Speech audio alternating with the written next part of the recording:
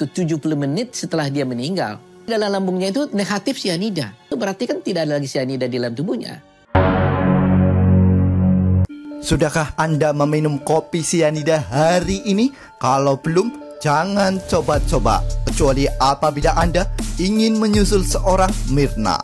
High School adalah film dokumenter yang membahas kejadian tewasnya seorang gadis cantik yang bernama Myrna, yang begitu viral dan dipenuhi banyak teka-teki. Bagaimana apabila bukan Jessica pelakunya? Kenapa tidak dilakukan otopsi secara sempurna? Kalau bukan Myrna, terus siapa pelakunya? Kalau emang Myrna, terus apa motifnya?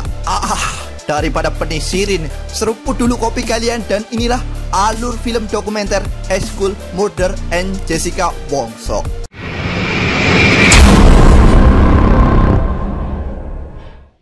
Film dimulai dengan penampakan seorang pria bernama Edi Darmawan Salihin. Beliau adalah ayah dari seorang Myrna Salihin, seorang gadis yang tewas dan viral karena segelas kopi bercampur sianida.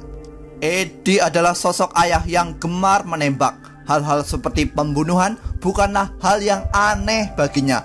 Tapi yang membuat beliau geram adalah kenapa pembunuhan kali ini menimpa anaknya sendiri. Terbiasa ya dengan hal-hal. Menurut beliau, Myrna adalah sosok yang keras kepala seperti dirinya. Kalau salah ya dibilang salah. Bahkan seorang Myrna berani memaki seorang Edi apabila beliau berbuat salah. It's like me. Ngomongnya keras, salah enggak ya enggak. Saya aja dimaki-maki. Dan ternyata Myrna mempunyai saudari kembar yang cantik jelita. Dia bernama Sandi Salihin. Sandi tinggal di sebuah pedesaan Jerman. Sandi memulai hidup barunya yang tenang bersama keluarganya. Biasaan jauh dari perkotaan, memulai hidup baru di sini dan mencari ketenangan aja. Walaupun sudah berkeluarga, faktanya Sandi sering merindukan sosok Myrna. Mereka punya kesukaan yang sama, yaitu meminum segelas kopi. Namun sayangnya, Myrna harus tewas juga karena segelas kopi. Beralih ke seorang wanita yang bernama Devi Siagian. Dia adalah seorang manajer kafe Olivier, yaitu kafe di mana seorang Myrna tewas karena segelas kopi. Salah satu kafe premium. Menurut Devi, kafe Olivier sejatinya adalah kafe kelas premium, di mana tidak sembarang orang berani ngopi di sana. Terutama saya yang terbiasa ngopi saset dengan gelas aqua bekas. Dia punya peraturan tertentu. Singkat waktu, pada tanggal 6 Januari 2016, tepatnya pukul 15.30 waktu Indonesia Barat, nampak Jessica yang tiba di Cafe Olivier. Setelah 2 menit di sana, Jessica bergegas keluar dan kembali lagi pada pukul 16.14 dengan membawa sebuah tas. Jessica memesan minuman tepatnya pukul 16.18 dan 16.24 kopi disajikan kepada Jessica. Lalu tepatnya pukul 17.16 seorang Myrna Salihin dan Hani akhirnya datang juga. Di table 54. Dan tak lama setelah itu 17.18 Myrna meminum segelas kopi. Setelah itu Myrna mengalami kejang-kejang seperti orang kesurupan. Dan gokilnya, Jessica tidak menolong Myrna saat kejadian itu berlangsung. Saya ada kejang dan kesulitan bernafas. Jadi itu karena dia tidak mau memegang temannya pas benar-benar di sampingnya persis.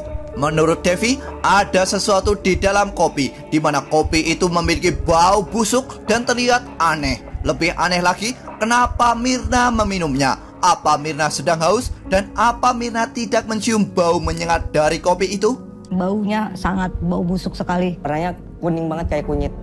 Minuman Jessica aja yang seperti itu. Lalu tak lama setelah kejadian aneh itu, Myrna dibawa ke rumah sakit. Namun sayangnya Myrna tidak tertolong dan dicurigai tewas karena segelas kopi bercampur sianida. Kejadian Myrna membawa duka mendalam bagi keluarga dan teman-temannya. di mana mereka tidak curiga karena Mirna selama ini baik-baik saja, sehat-sehat saja, seperti tidak ada masalah sama sekali. Mirna tuh bilang makanya tolongin aku gitu. Mirna memang udah nggak ada gitu pas. Kembali ke sosok Edi, di mana dia sempat menanyakan kepada Jessica saat bertemu. Menurut Jessica, di Cafe Olivier, dia meminum air mineral. Dan dari sinilah Edi mulai mencurigai Jessica. Nampak dari struk pembayaran, Jessica memesan kopi Vietnam, Sacera Cocktail, dan Fashionette Cocktail. Edi semakin curiga manakala melihat perubahan sikap dari seorang Jessica. Saya curiga sama dia. Mirna mati ya? Yang bunuh Mirna ya? 9 Januari 2016 diumumkan bahwa ada kemungkinan kematian Mirna karena sebuah racun sianida. Oleh karena itu, untuk mengetahui siapa pelakunya, maka harus diadakan otopsi mayat Mirna Salihin. Bilang kemungkinan diracun orang gitu. Tapi sih harus diotopsi itu. Nanti lu nggak tahu yang bunuh siapa lo? 10 Januari 2016, sosok Mirna dimakamkan di TPU Gunung Gadung, tepatnya di Bogor, Jawa Barat. Dan bersamaan dengan itu, otopsi membuktikan bahwa lambung Mirna mengandung sianida. Mencampur sianida ke dalam kopi. Mirna positif mengandung sianida. Sianida mah bener mau bunuh itu.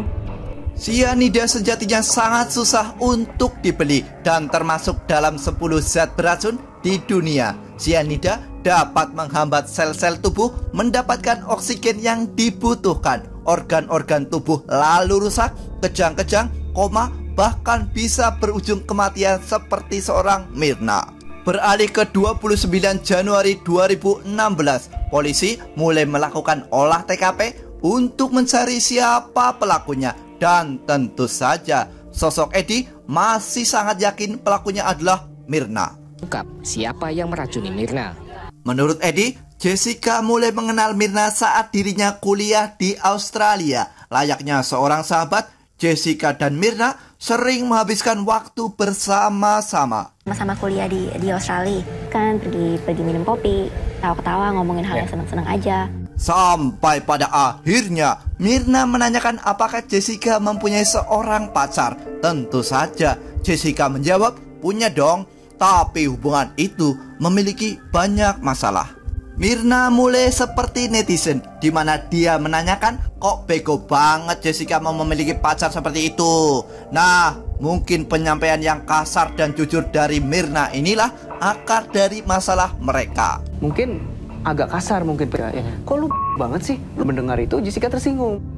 Ada kemungkinan Jessica juga iri dengan kehidupan sosok Mirna yang begitu tertata rapi dan seperti memiliki masa depan cerah.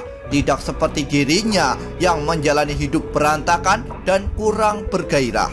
Menurut pakar ilmu linguistik, Jessica punya indikasi kuat sebagai seorang pelaku, di mana saat Jessica menjawab pertanyaan, sorot matanya melihat ke atas, yang mana seperti seseorang yang sedang mengarang cerita. Ditanya, kemudian dia melihat ke atas yang mengarang suatu cerita. 30 Januari 2016, Jessica ditetapkan sebagai seorang tersangka. Dia ditangkap di sebuah hotel Mangga 2, tepatnya di Jakarta Utara. Wongso terkait kematian Wayan Mirna Salihin Temu di hotel coba. Singkat waktu, 15 Juni 2016, di mana hari itu adalah hari sidang pertama kasus kematian Mirna dengan tersangka Jessica Wongso. Luar biasanya ada 14 stasiun televisi meliput sidang itu. Saya sih agak kaget ya, saya suasananya. persidangan yang begitu panjang. Jaksa penuntut umum mencoba mencari tahu dari awal pembuatan kopi sampai kopi itu disajikan. Indikasi pelaku tetaplah Jessica. Makin menarik, di mana Jessica mengaku tidak bersalah. Dia justru sangat heran mengapa kematian Mirna begitu menarik banyak perhatian. Tapi apapun itu tidak membuat Jessica panik atau bersedih walaupun sahabatnya telah mati.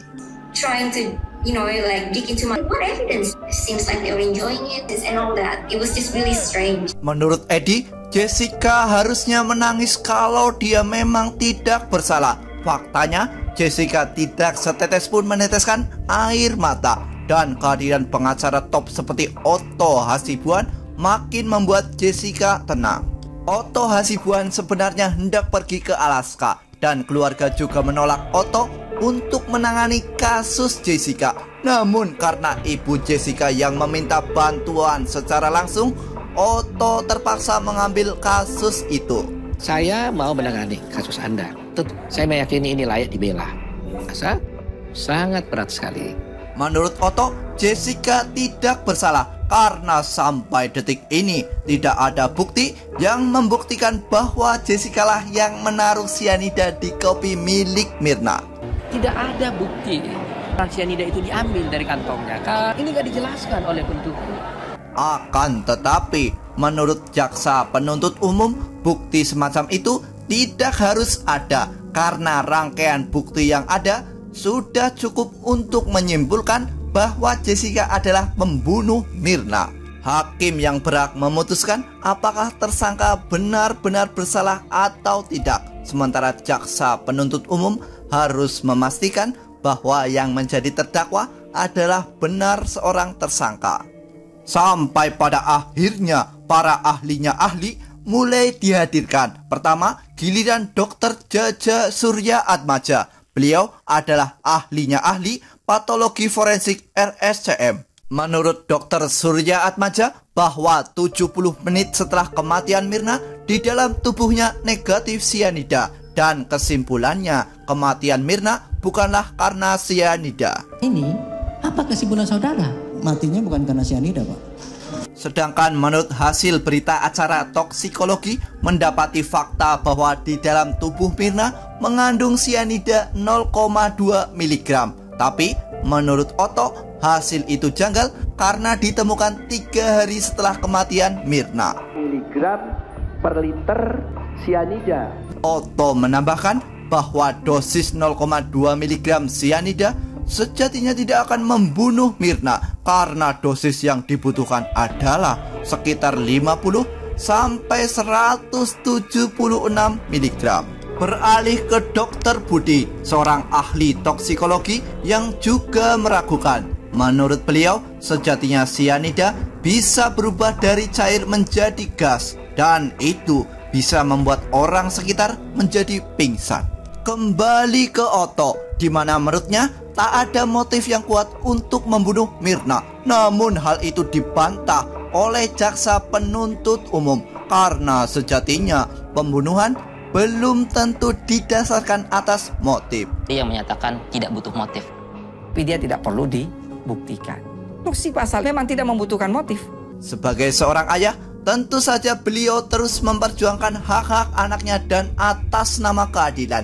Di sela-sela perjuangan itu, Edi juga rajin mendatangi makam sang anak. Papa datang nih, Papa harus mati-matian waktu itu. Kembali ke Dr. Surya, di mana menurutnya apabila seseorang telah meninggal dunia, maka kadar HbO2 di dalam tubuhnya menjadi tinggi dan membuat wajah korban berwarna merah. Lalu pada saat itu wajah korban berwarna biru. HbO2-nya tinggi, Pak. HbO sebenarnya tidak biru, Pak, jadi merah. Saya lihat matanya itu mukanya biru. Makin panas memasuki sidang Mirna yang ke-20, di mana masih banyak kejanggalan dalam kasus ini. Pada saat itu ada banyak pendukung bagi kedua kubu. Pengacara pun tidak terelakkan lagi. Dukung Mirna, ada yang dukung Jessica gitu. Dukung Jessica menjadi banyak sekali. Mereka sangat percaya bahwa Jessica tidak bersalah. Sidang mencapai puncak manakala jaksa penuntut umum memberi pertanyaan ke saksi ahli kubu Jessica. Namun pertanyaan itu selalu saja diinterupsi oleh Otto. Tidak bawa data. Ada di situ. Saya nggak nanya pengacara, saya tidak diinterupsi oleh penasihat hukum. Sampai pada akhirnya Jessica juga mendatangkan seorang ahli patologi forensik yang bernama Beng Beng Ong dari Australia, di mana dia akan membuktikan bahwa Jessica tidak bersalah. Menurut Beng Beng, Mirna sejatinya meninggal karena penyakit bawaan, dan ternyata Beng Beng melanggar visa masuk Indonesia. Alhasil Beng Beng Ong dideportasi dan tidak bisa lagi menjadi saksi. Kejaksaan di situ tidak profesional lah. Hilang kebenaran itu tidak patut. Menurut saya, lihat ini udah nggak mungkin kita menang. Karena ada sesuatu yang nggak beres di sini. Beralih ke Erasmus Napitulu, di mana menurutnya hakim persidangan kasus Mirna tidaklah adil karena lebih condong membela kubu Mirna.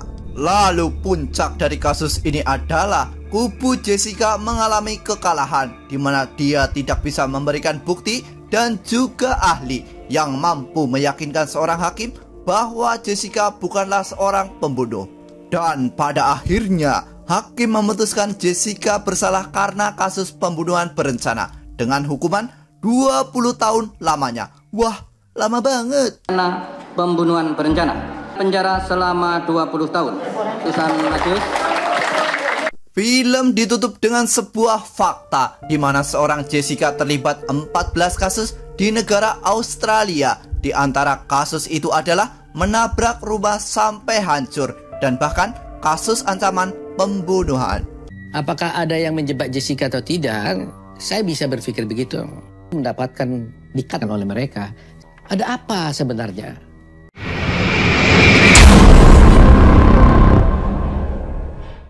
Gimana alur cerita film ini guys? Kalian ada di kubu Mirna atau kubu Jessica? Film ini viral karena promosi yang begitu masif oleh pihak Netflix. Tentu saja demi sebuah cuan. Bahkan muncul dugaan lagi, kematian Mirna juga menguntungkan pihak Edi. Karena setelah Mirna meninggal, dia bisa mencairkan asuransi Mirna yang nilainya ratusan miliar. Pesan yang bisa diambil dari film ini adalah jangan minum kopi campur sianida. Itu.